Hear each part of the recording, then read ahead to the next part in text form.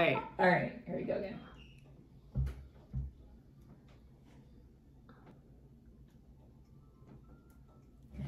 Welcome to We Wine Podcast. We're your hosts, Maritza and Melinda. And guys, today we have a very special episode, continuing on with mental health awareness. This month, you know, we're focusing on that, and we're excited. We have our first guest here with us today. I am not going to introduce her because I really want her to introduce herself. So take it away. Thank you. My name is Priscilla, and it's really a pleasure to be here. I'm really thankful for the opportunity. Thank you for inviting me here. Thanks for being our first guest. Hopefully not the last guest. No. But yeah, it's really a pleasure to be here, and I think what you're doing is super important for women. We need to feel a community. We need to feel like we're understood, and that what we're going through, other people can relate to. It's just super important. So I'm thankful to be here. And I do like talking about mental health because I find when I talk about it, so many people respond. Okay. So many people have experiences or know someone or someone in their family has an experience, and you share it when you talk about it. And suddenly I myself feel less alone in it, which is cool. So my story starts in about second grade. I started having these bad thoughts, usually thoughts of other people in pain, and I couldn't stop it. I couldn't stop their pain. And they haunted me. These were just sticky thoughts that I could not get out of my head that would come to me uninvited and just stay. And I remember asking my mom, like, how do I get these bad thoughts out of my head? I didn't even want to tell her about them. I just kind of like kept them inside me. And we didn't have a solution. So I just kind of learned that this was part of who I was, that I had these thoughts that scared me. And then in high school, I had a great group of friends, and I wanted their approval. I wanted to fit in. I wanted to be cool. I wanted to be beautiful. And so I lost weight. First of all, you are beautiful. Yes, I just have to say that. Like, you're gorgeous, so. Thank you. Well, as a high schooler, you certainly don't feel that way. You know, you always see the negative. So I wanted to be super skinny, and I was, but I wanted to be skinnier. And I wanted to fit into a size 0, not a size 2. That was like the target. Wow. Yeah. So I stopped eating, and it got really bad. I lost 20 pounds. I bottomed out at about 90 pounds. Wow. How old were you? I was 16. Wow. Yeah. Okay. I lost my period, which is a bad sign. You know, a sign that your body is really starving itself. So it was a long process. Actually, my mom was the one who really walked me through it. And she got me in with a nutritionist. She got me in with a counselor. We developed a food plan. And I started to see hope. There was a relationship in my family I had to reconcile. She gave me space and time to do that, and just really put all the right people in my path.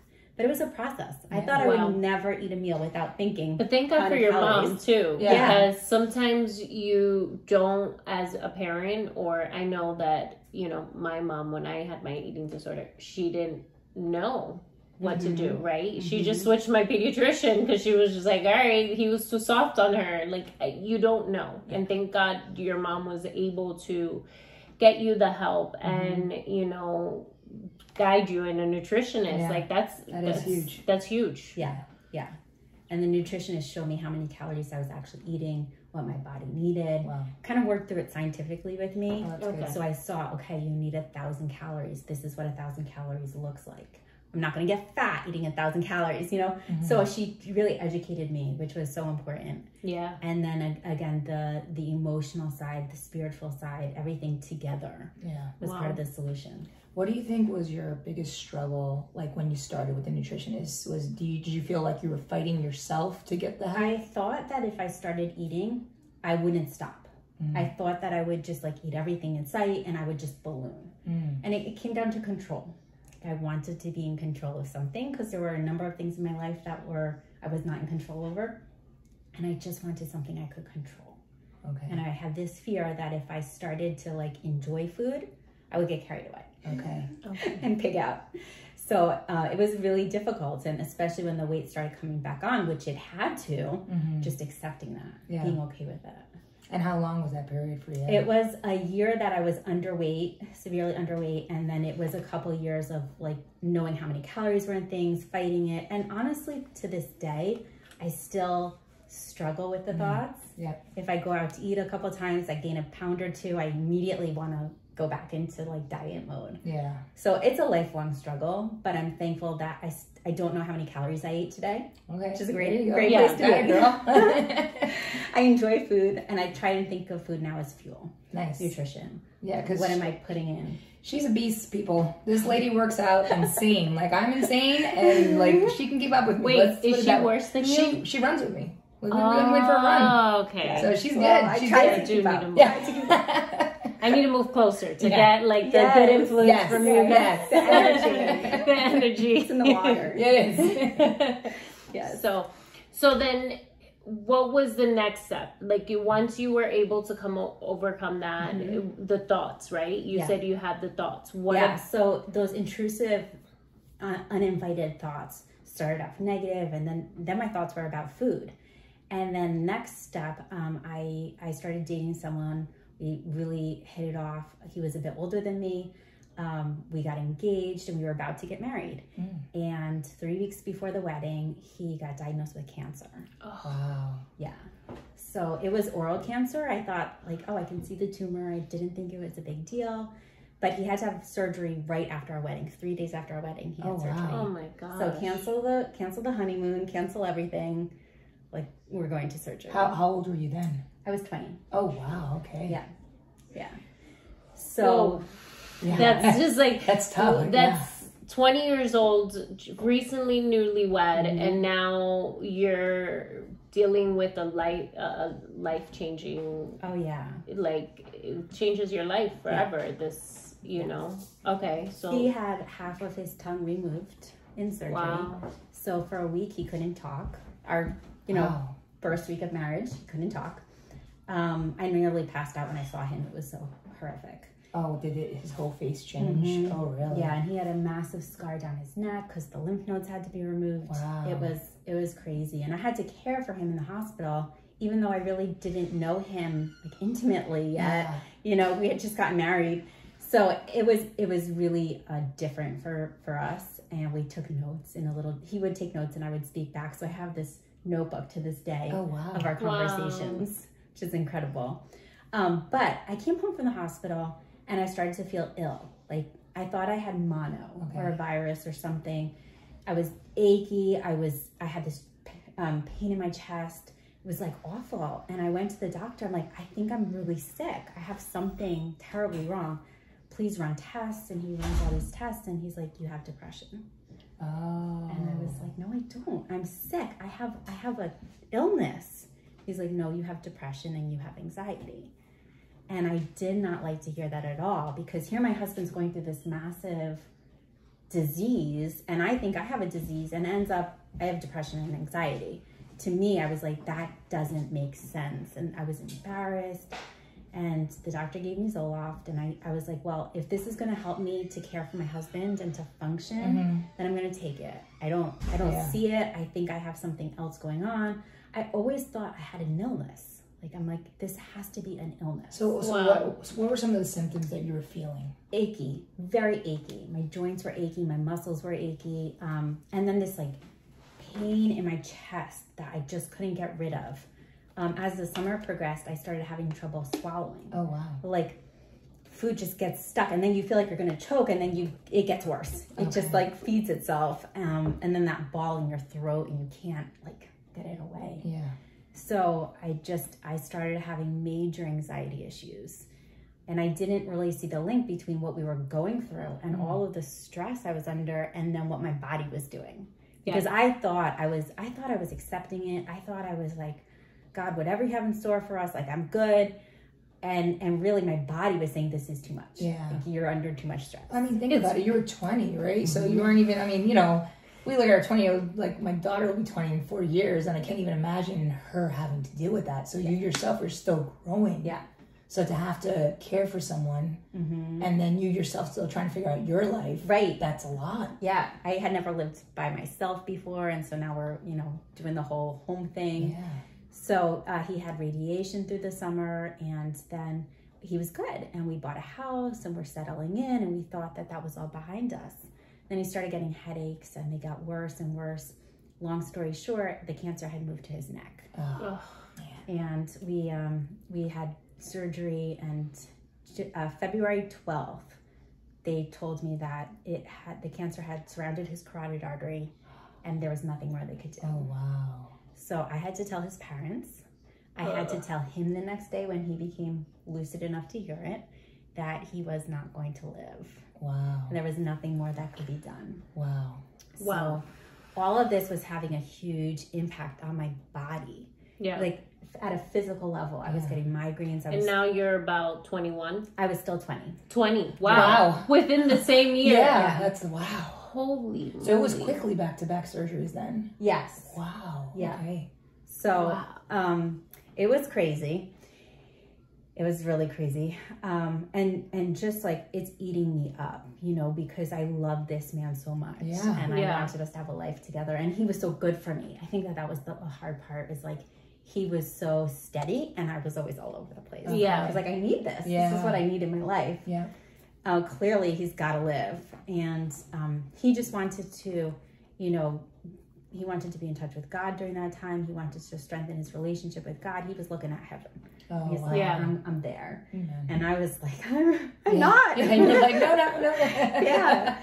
So, you know, because it's like he's leaving, so he's preparing. Then you're like left with this mess. Yeah, like, to pick up the pieces. To pick up the pieces and your emotions and your body now rejecting you holding and bottling everything up, because essentially that's what you were doing. Absolutely. You're like, I'm accepting it, but your body's rejecting it because you're not accepting it. My brain was like in accepting mode. You know, this is what's happening, but the body was not. Was not accepting it, and he ended up dying when we'd been married for 13 months. Interestingly, I'll get back to this a little later. A man from our church was helping take care of him with his mother. So the guy and his mother were helping take care of him. I'll come back to him a little later. Okay. a little later. But anyway, so right after the funeral, people were super supportive. Nice. A lot of people entered in my life. And then after about 6 months, it was kind of just me, and everybody had moved on. And I was not moving on. I was not okay. And I had just suppressed everything. I was still in college, so I went back to school. I didn't tell any of my friends that my husband had died. So you just I was in such denial, I didn't even tell them. Wow. I didn't talk. I just didn't talk. Yeah. And other relationships, I would act like everything was okay, totally denying what was going on. And then I started to date people and just get like into this like kind of party mode where I just destructive. Like, so like a coping. It was almost like a coping mechanism. Totally for coping. You. Yeah. And not thinking about consequences, just like whatever. I'm going to do whatever I want. I don't care. Not a good space. And about 2 years afterwards, this man who had helped Rich, Dan, his name is Rich. Yeah. Asked to date me. We were at the same church, and I was like, "No, bro. Like, I'm good. I'm you good. don't want to deal with me. No, I'm not really your type anymore." And he was like, "No, I do." And I was like, "No, you don't." So 3 times, I was like, "No." Okay. And then he wrote me this long letter, and he's like, "No, I know who you are. Wow. I know what you're made of. I want to date you." Yeah. It's like, okay, you really do know me. You know what I've been through. So we started dating and got married really, really fast. It was all great. And then I got super depressed again right after we got married. Oh, do you think it was like fear? There was so much fear there of losing him. I would be so afraid of losing him. I also was on birth control, and that didn't help me at all. And I think that there was this, you know, it was a real marriage. Like we were going through real life, whereas I had been just on this like, I don't know, weird cloud 9 relationship my first time, and the second time was a normal marriage where you go through like normal stuff. And it was very challenging for us to work through things, and I had this depression. And then 6 months into marriage, I got into a terrible car accident. Oh wow! Got herniated discs in my neck, a concussion. Wow. That didn't help. Like I didn't realize how much that does to your body. Yeah. So the depression got worse. I had ectopic pregnancy. Oh, wow. Really? 4 months later. So what was that like for your body? Okay, so that, I wanted to get pregnant. I was like, maybe we can do something happy in life. So I got pregnant. I was super excited. And then, there were some complications and we realized it was ectopic. Oh, okay. And I was so devastated. Yeah. Because I just I wanted something good. And I was like, why do all of these bad things keep happening to me? Yeah. So I just went through the surgery, went through recovery, a couple months passed, and I got pregnant again. Okay. And this time I carried for 8 weeks and I had another miscarriage. Oh my gosh. So it was like so you guys got to hear the heart and okay. Yeah, it was like loss after loss after loss.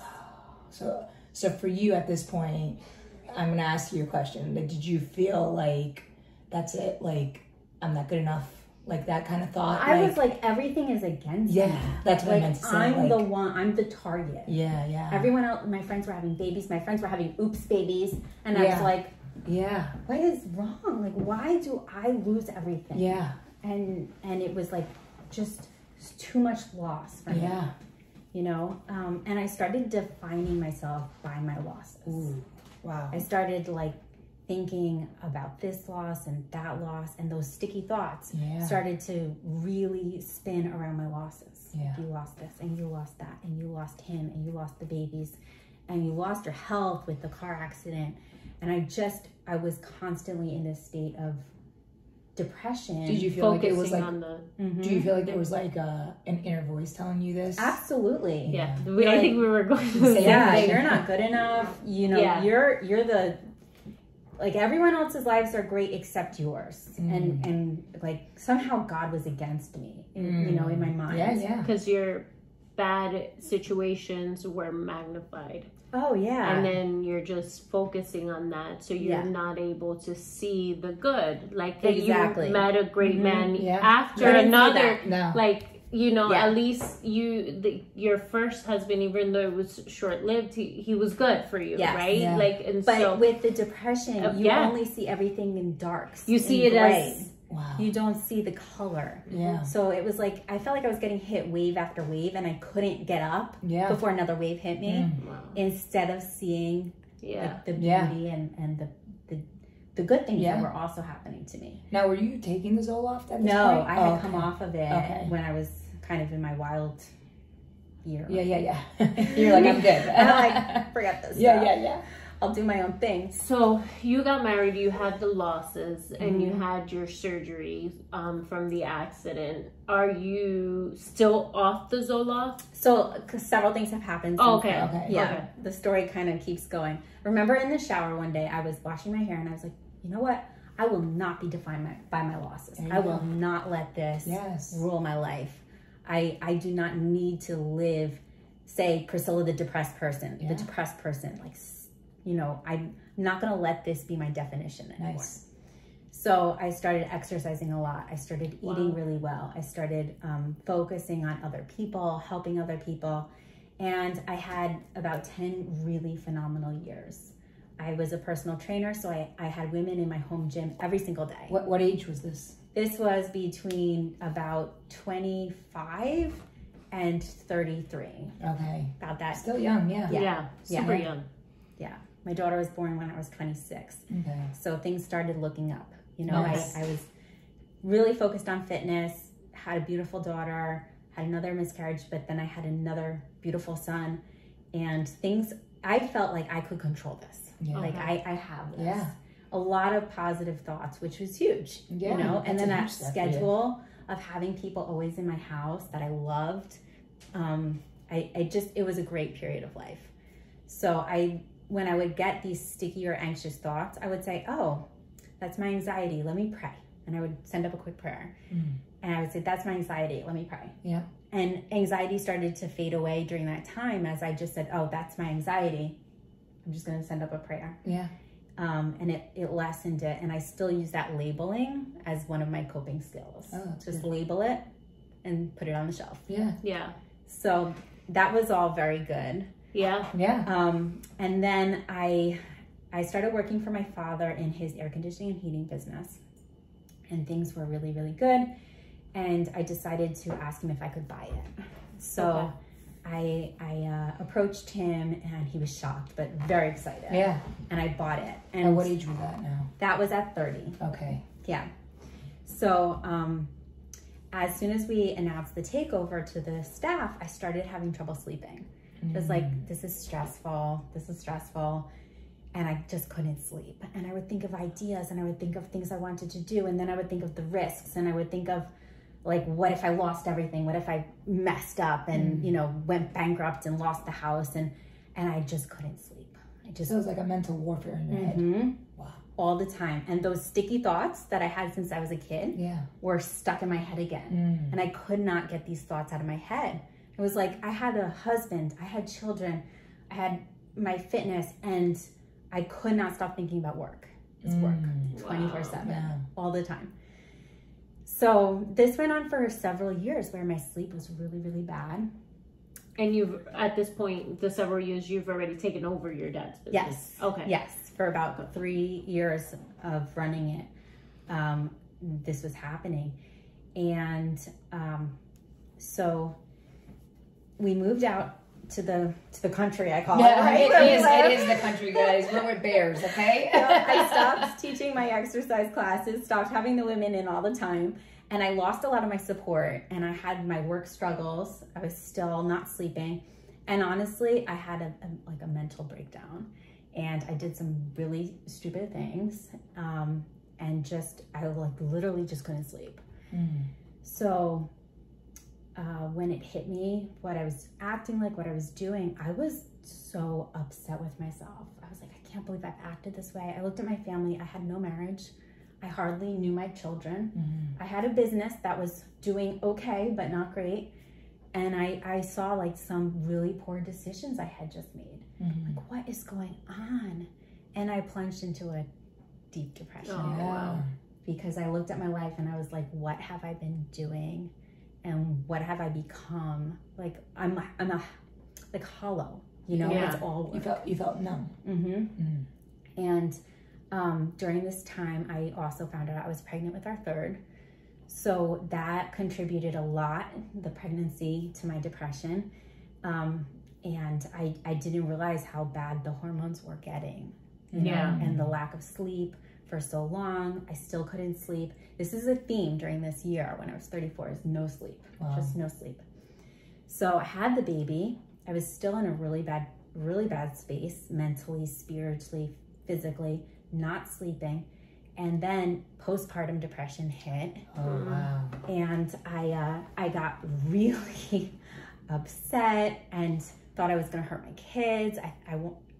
Suicidal thoughts were there. I don't like to talk about that because of some spaces people are in, but it was a problem.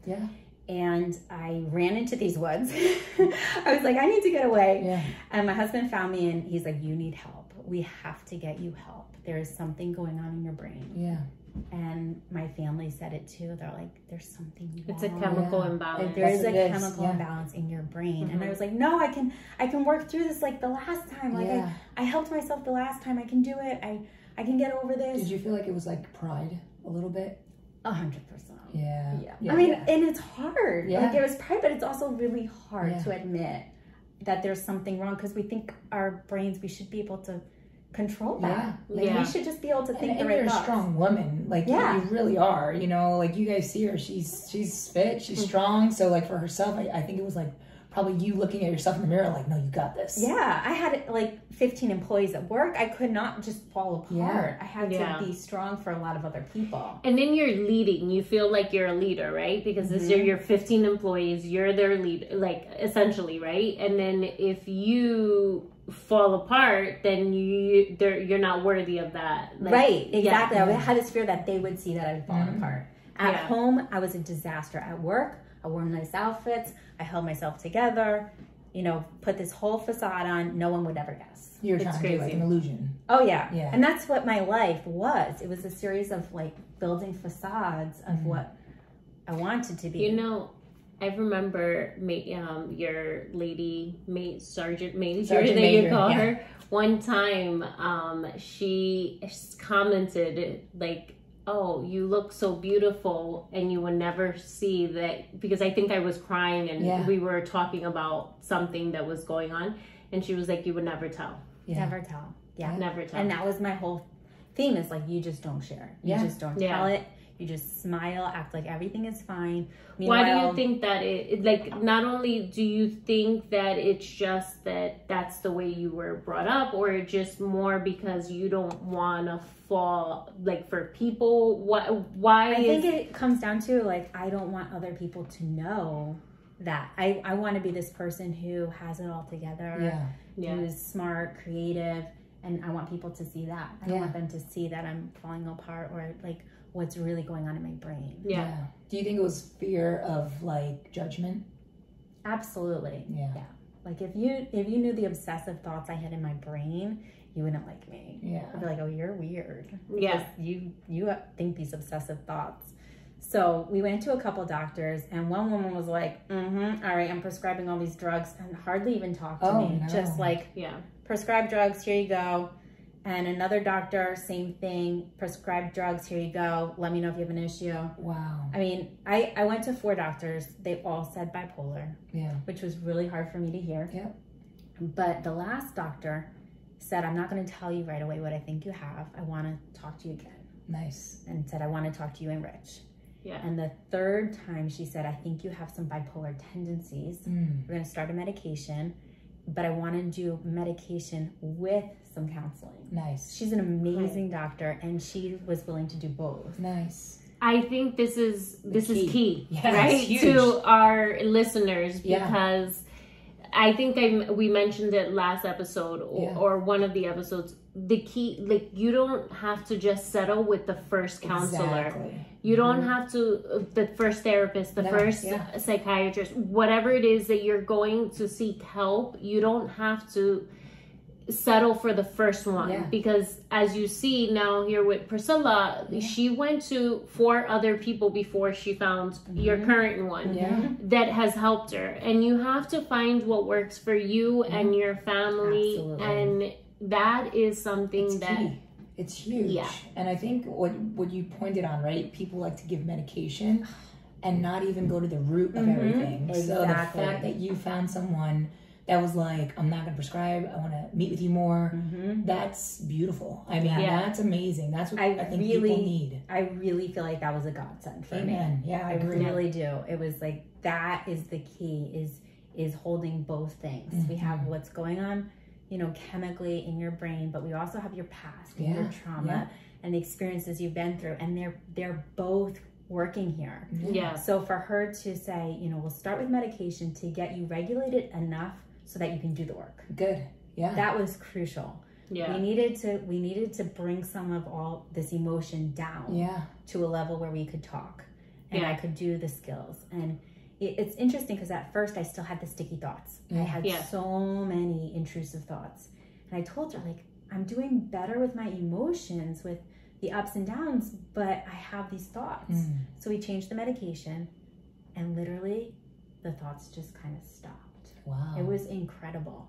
I would have a thought and I would be able to dismiss it. Wow. Like, oh, I didn't want that thought. You're not invited. I would make jokes at it, be like, oh, there you go again. Come and by to visit. I don't want you off. But I couldn't do that before. Like, I was not able to control them before. Up the medication a little bit, tweak it, and I could shelf them. So it's just been an incredible journey for me. But getting to the point where I found, you know, the combination of the medication with the support, the counseling, I got into a really, really supportive church, found some wonderful people who I could talk to and share with and get that support. The combination. The support is crucial. I think it helps with your healing, because I think what your therapist was trying to get to is, right, to do the work was to actually, I mean, correct me if I'm wrong, force you to go back in order to heal. And then including your husband. That's also another thing, because he's also seeing it from the outside. So she has to understand what he's seeing that you're not telling her. And that's an amazing therapist. Like, because really to do that and then tweak the medication as well, because although like, yes, no medication would be great, or just medicate them would be, some people might find that great too, but it's just finding what works for you and being able to adjust it, because heavily medicated people, that's where other problems lie. And your doctor realizing and acknowledging that and taking the time speaks volumes. Because, and I think it's crucial to you, because I feel like, you know, I think maybe like a year ago, maybe, right? How old is your baby right now? He's 2. Yeah, so remember, 2 years ago, I think you and I sat and talked, and I really do see joy in your face, and I applaud you. You know, I do think that what you're doing is working. I do think that you're starting to heal. I think before maybe you put Band-Aids. Oh yeah. Yeah. So a lot of Band-Aids. Putting in the work for it. Definitely. Yeah. For you, for your family. Because you have now what? 3 kids. Yes. Wow. My turn. 3 kids. 3 kids. We're in zone defense these days. Yeah. So I definitely think that the counseling part was huge. The going back to the past, talking through the things that had happened, talking through that time that I was manic and what I did, and like dealing with the guilt that I was feeling, because the guilt was leading to depression, and the depression was leading to guilt, and it was like this vicious cycle. And I needed to just let it go. Be like, it's okay. I'm not defined by my performance. That's right. That's not what defines me. So I made a mistake, so I put it away. Nice. We're done with that. We've moved on. And going through those processes was so important for me. In the community, the whole getting back into exercise, doing what I love, the whole combination of things was so crucial. And I don't know what day-to-day is going to hold. I don't know what the next thing is going to be, but I'm really thankful because, you know, I've embraced who I am as having this bipolar, having this OCD, and the certain things that actually come from it that are good. Yeah. So I get a lot of ideas. Yeah. A ton of ideas. Yeah. Super creative. I had this idea of my husband starting a business, and his business is going super well. Nice. Wow. He owns his own garden center. We have this amazing kids play area there. Yeah. I've got ideas. We've got a petting zoo. Like, all of these ideas came to fruition. Nice. And then in my business, I was able to delegate, hire certain people, delegate their day-to-day responsibilities. And the business is growing amazingly well. Do you feel by you delegating that stress for you that you were feeling now, it's less? Oh, yeah. Yeah. I've got other people who are handling the financial, the day-to-day operations, and they're doing a way better job than I could do by myself. Because when we're in that controlling, like, owner thing, we think we want to do everything. It's a poor business model. Yeah. But absolutely, because at the end of the day, you have to play on your strengths. Yes. And play on other employee strengths. Absolutely. And there's a reason a company has many different employees and many different departments, is because you're playing on those strengths. And that's amazing, because now your business is booming. It's doing well, and then your husband was able to start his. Yes.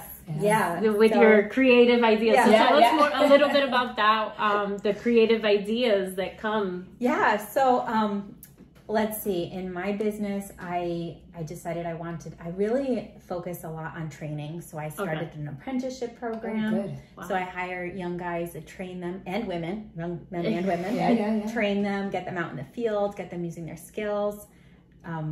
So the creativity has really done a lot for my business. What's the name of your business? Worthing Air. What is it again? Worthing Air. Worthing Air. Yes. Okay. HVAC contractors. Okay. So we have to spell it out later, and then we'll do like socials and everything, so then everybody can look you guys up. Yeah.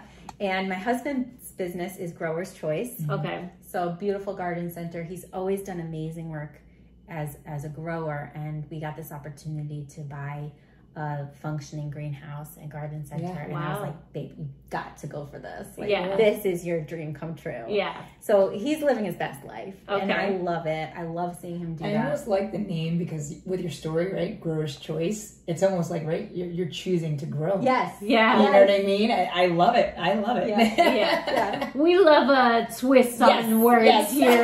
Rewind. Yeah. Absolutely. Yeah. So it's been such an interesting journey, and I think, you know, the hardest things I've gone through, whether it be losing my husband, the miscarriages, the mental breakdown, they've all led to amazing things happening after that. Yeah. You know, and you would never choose it. Yeah. Like no one would choose to be a widow at 21. No. You don't choose that. No. So let me ask you this, for anybody listening who maybe feels that pride, who's afraid to speak about it, who's struggling right now with anything that you spoke about, what would be your like words to them and to inspire them to not be afraid, like to be able to talk? I would find someone safe to start with. And I've done this with my husband in the past. I've told him, I'm going to tell you something. I do not want you to fix me. I want you to say, wow, I can see how that was really hard for you. That's good. Find someone, tell them your story, and let them say, wow. Yeah. I can see how that was hard for you. Yeah. And really take the time to have someone sympathize and let them like unload it. Maybe not all at one time. Yeah. Maybe it's over time, but talk about it with someone who just listens. Yeah. I like what you said, that you say to them, I don't want you to fix me. Don't fix it. Yeah. Don't tell me, well, you just have to do this and that and that. Like, no, don't tell me what I have to do at this moment. Yeah. Maybe we can get to that down the road. Yeah. But for this conversation, just listen. That's great. I think that's great advice. That's amazing advice, because you're right. A lot of people, when you come to them, their mind is like, well, what can I do to help? Oh yeah, we're just made that way. Yeah. It's like what we do. We just want to fix it, which is it's great that we want to help. Yeah. But that first stage, I think, of recovering from it and dealing with it is to just acknowledge. Yeah. Do you feel like when you speak, like a piece of you, whatever's still heavy, gets lifted? Definitely. Yeah. Although you'll find certain people don't respond well. So, you know, I tell part of my story and someone will say, well, life is full of hard things. Oh. And you're like, and you know, that may also be from them. Like, I don't want to say it like this, but it could be them like looking at you like, well, how did she do that? And I'm still dealing with this. Yeah. You understand? Like this, it's not even, it's a reflection in the sense of that moment, that comment wasn't about you. It's something they're dealing with. Right. You know? So certain times you share and you don't get the reaction that you want, or people just don't know what to say. Or, I mean, I've had people kind of judge me like, well, are you trusting God? It's like, whoa, I am, but this is hard. Yeah. You know, you can be trusting God and be at peace, but yet also be struggling at the same time. Yeah. So that reaction is like an insult to your faith and what? Because I'm going through this, I don't believe in God enough. Yeah. You know, and then that causes more pain because it comes back to my performance. Like, I'm not performing well enough. Yeah. I'm not trusting enough. And, you know, so I'm guarded in who I talk to about it. I try to make sure that I'm ready and that person's ready to hear me. Yeah. And I think what you have to, like, in your mind, just say, like, you know what? Like, who are you to judge me? Right? Because at the end of the day, right, God's the only one that judges us. And he chose you. He knew the path for you. Your story was already written. You know what I mean? Yeah. And you're a runner, right? So it's like a marathon. Yeah. You're still running that race. Still running. Yeah. That's it. Because that medal's there, you know? And I think that's key, right? So, like, when people say that to you about your faith, like, I really am going to pray for you that never destroys you. Because you are a very strong, godly woman. You are an overcomer. Yes, you have literally, you know, the enemy, I think from a young age, the way I see it, I'm going to tell you, is from a young age, he was trying to knock you out because he's so afraid of what God's going to do in your life. So he's trying to stop it any way possible. And the fact that you're shutting him down is getting him more mad, which is why he keeps coming after you. Yeah. Which means that you're getting closer to what God has for you. So I think it's beautiful. I'm excited to see the continuation, what God's going to continue to write in your story, and the blessings that are going to come, and the many lives, you know, because the way I see it, it's your test has now become a testimony to many people listening right now. And, you know, I mean, you know me pretty good. Like, I see challenges as God's pushing you. Yeah. He's pushing you to where he wants you, and the devil's so scared he's trying to hold you by your ankles. Yeah. You know? Yeah. It's so true. It's hard to open up and it's hard to share about this, but I also see like so much good coming from it. Yeah. And so many people who can relate to it. Sometimes I wish we could just like have a show of hands. Like, you know, close your eyes, show hands. Okay. 95% of us struggle in one way, shape, or form. Correct. It's not the same for everybody, but we all have our different struggles, or a close family member has it. Yeah. It's one thing I'd love to talk about at some point is as a you know, when your family's going through this, what's it like? Yeah. And just the struggles that we face when we watch someone else in our family go through it, and how to help. My husband and I have actually written about that together. Oh, that's which nice. Is cool. That's really good. Cool. Yeah, that's good. And you're right, because like you're going through it, but the people that love you, they're seeing you go through it. And for them, it's like how you said, right? They want to help, but they don't know how to help. They don't know how to help. And you're at the same time, you're saying, I don't want your help. Right. I want to try to figure this out. Yes. You know, but the fact that in your story, right, your husband and your family was like, let us help you get the help you need.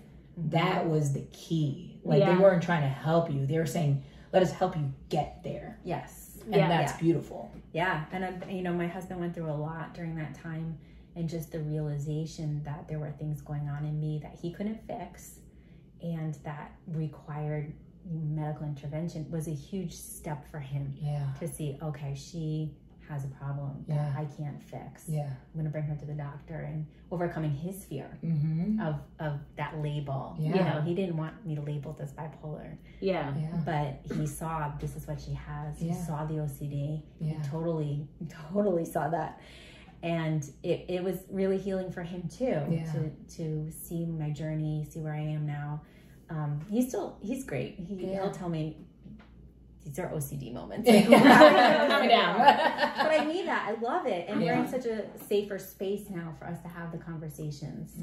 And he understands now. And you know, if you have a loved one who's struggling with this, with depression, with bipolar, anxiety, there is hope for them. That's so important. You know, I think we need to talk about it more, and you know, talk to our kids, ask them how they're feeling as well, because when your mom originally, when she saw like you losing all that weight, or you know, or those signs, and she was able to get you help, is also key, because we have daughters, and you know, our daughters go into high school. I think high school, even middle school, is a tough age for these kids, and trying to figure out who they are, and early intervention, like you know, being able to help them, and even if we don't understand them, or you know, we didn't go through the same things, because we face a lot more with our kids, and I think your family did an amazing job too to help kudos you. To your parents. Kudos. They did. Because I mean, and one thing I want to point out, right, how you're saying to talk to the younger generations, it's crucial, right? Because I think in your story you said you were afraid to share. Because you were like, well, what would my parents think? And so I think that's why for us as moms, right, like I think it's our job to ask our kids. Absolutely. Like, are you okay? You can say anything. It's okay. Like, just share with me. Because that's true, right? A kid almost kind of like buckles a little bit and is like, well, I'm supposed to be a certain way from mom and dad. And if I'm not that way, then they're not going to like me either. And that becomes a fear for these kids, you know? So I think that's crucial, like talking to our kids. That's amazing your parents did start noticing. And they kind of made you feel safe, you know, and that's amazing too. It's such a difference. You know, your kid walks into the room, obviously moody or frustrated or whatever. And the first reaction we have is we want to say, change your attitude. Change your attitude. Guilty of it. Guilty of it. I am too. And I realize so often the better reaction is, honey, what's bothering you?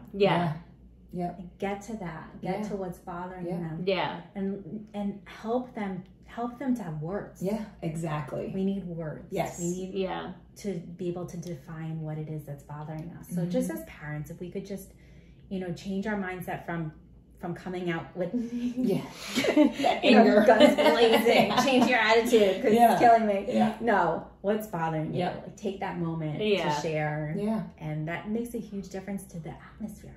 Yeah, that's true. It really does. And it's different generations, right? Because I think we were all raised in that, like, it's because I said so. You know what I mean? That mentality, like, I don't want to hear it. I spoke. That's it. Yeah. And you're like, whoa. So now it's our job to change that, like break those chains, Sometimes it's what I say. It is. When it comes to chores, yes. Yeah. But, we want everybody to be able to find your businesses. Yes. We're so excited for what you've overcome and your story, and we appreciate you being with us here. I appreciate you sharing. Yeah, seriously. Like, honestly, like, I think I know bits and pieces, but to hear your story full today, I'm very, very proud of you. Thank you. I really am. And hey guys, if you're in the Jersey area and you need your air conditioner heating, right? It's that time of year. It's that time of year here in Jersey. Where can they? Yeah, you can find us at www.worthingair.com. Okay. We're also on Instagram and Facebook, Worthing Air. Can you spell that for people? Yeah. WORTHINGAIR. Okay. We're going to put it in our descriptions as well. Yes. And then your husband's business, I guess. Yes. Yeah, too, since you mentioned it. Yeah. We're very entrepreneurial in my family. We're a little crazy sometimes, but he's Grower's Choice. Yes. Grower's Choice.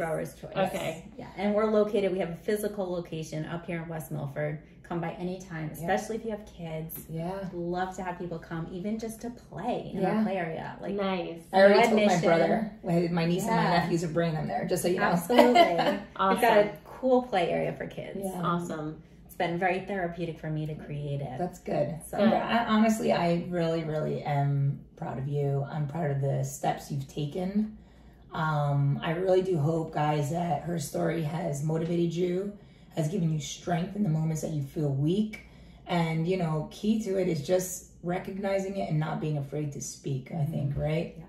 So we want to say thank you for coming on our show. My pleasure. Thank you. And we appreciate you. And guys, again, please make sure to follow, like, and subscribe. So you can listen to us on the podcast app, Anchor, and Spotify. Please be sure to read everything in the description box. We're going to put everything for Grower's Choice. And thank you for joining us another week. Yes. So look forward to speaking to you guys more. Bye. That's a wrap. Yeah. I had to blow my nose. Rocky paper. I kept trying to not touch